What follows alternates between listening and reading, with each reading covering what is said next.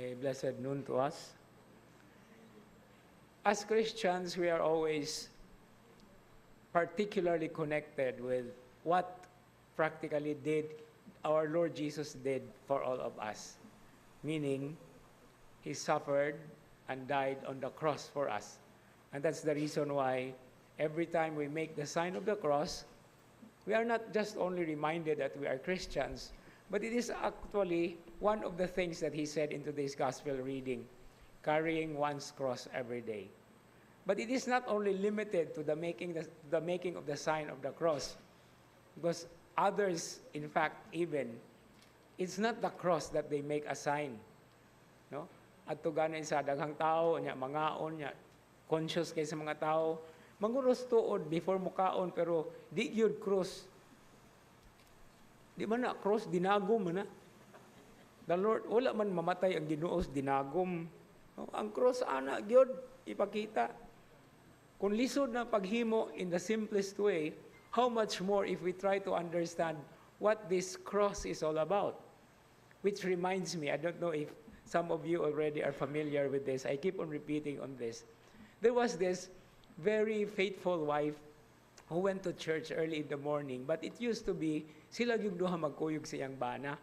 But the night before, the husband was actually, in a drinking binge, and of course, nahubog man, so wala kakuyog.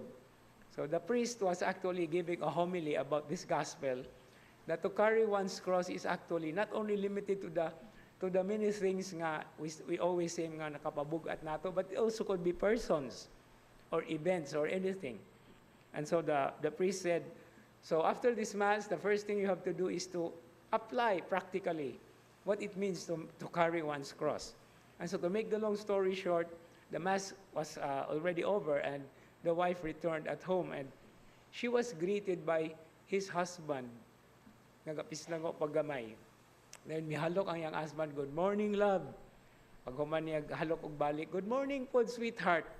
Iya din gipasan ang iyang bana, giaswat ang iyang bana. Ingon ang iyang bana, gani mo ipasan." Then, pamugod ka mo simba. The priest said, "We have to carry our cross." Anyway, whatever it is, you understand.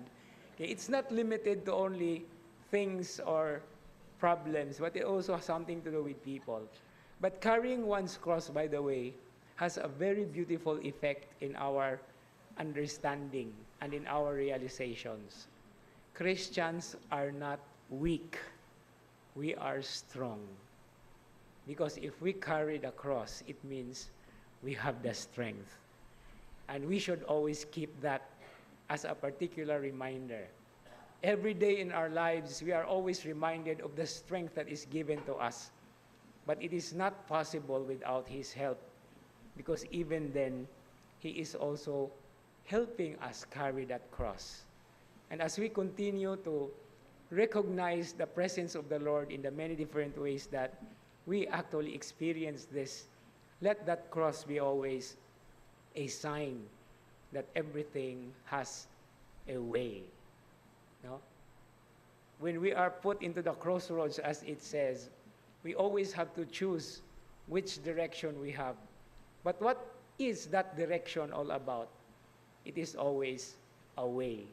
And that is the way that we have to follow. Okay? And as one saying says also, if there's a will, there is a way. And the cross is that symbol of the will, because that cross is none other than God's love and will to save us.